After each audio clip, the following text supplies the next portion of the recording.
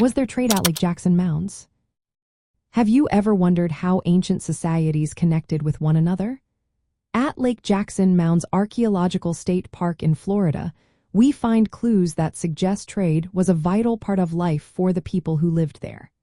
This site is not just a collection of mounds. It represents a bustling hub of commerce during the pre-Columbian era. Archaeological excavations at Lake Jackson Mounds have revealed a variety of artifacts that point to extensive trade networks. These networks likely linked Lake Jackson with other important sites across the southeastern United States.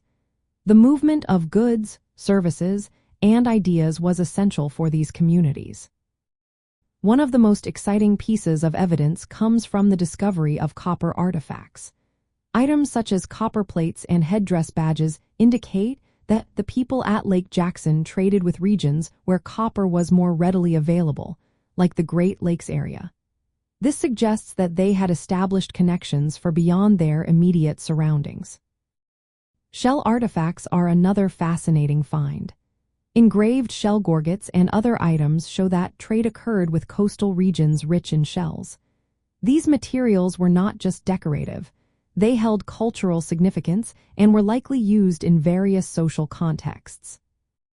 Additionally, luxury items like pearl beads and shark teeth-adorned clothing have been found at the site.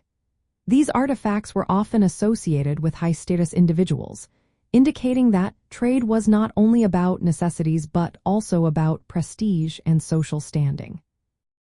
The trade networks at Lake Jackson Mounds were likely part of a broader system connecting various Native American groups.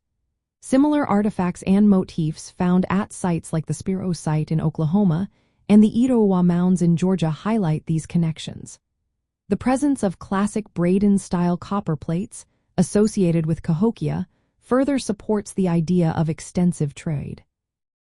Understanding trade at Lake Jackson Mounds helps archaeologists piece together the social and economic structures of the people who lived there. This knowledge can inform conservation efforts, ensuring that these cultural resources are preserved for future generations. In summary, the evidence from Lake Jackson Mounds clearly shows that trade played a significant role in the lives of the people who built and used these mounds.